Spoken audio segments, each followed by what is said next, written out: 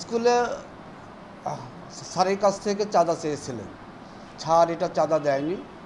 পরে ওই স্কুলের ভবন ভাঙার যেসব সরঞ্জাম ছিল দুর্নীতি হয়েছে বিধায় এই মর্মে একটা অ্যাসিস্ট্যান্ট শিক্ষক অর্থাৎ সহকারী শিক্ষক তার তার পরিবারের সদস্যের পরামর্শে আমাদের সভাপতি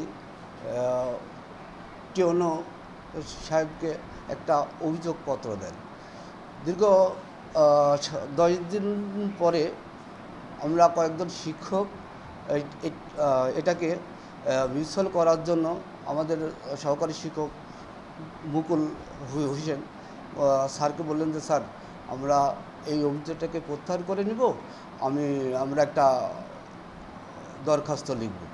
তো এই দরখাস্ত লিখে যেহেতু মিউচুয়াল এখানে হয়ে গেছে, দরখাস্ত লিখে সবার কাছ থেকে সই নিয়েছেন, তার মধ্যে আমিও সই করছি।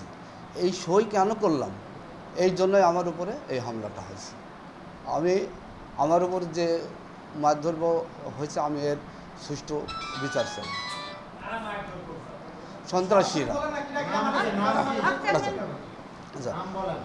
সাবেক হক চেয়ারম্যান প্রথমে আমাকে দুটো চত্থাপট দেয়, তারপরে ওনার সহযোগী 3 জন সন্ত্রাসী মোহাম্মদ শাহাবুল ইসলাম, মোহাম্মদ শাহিন আলম, মোহাম্মদ জামিল উদ্দিন, এই 3 জন আমাকে লাঠি কিল ঘুষি মেরে আমাকে আক্রান্ত করেছে। আমি বুকে চরম ব্যথা পাইছি, আমি বেশি কথা বলতে পারছি না। আমি এর সুষ্ঠু বিচার চাই।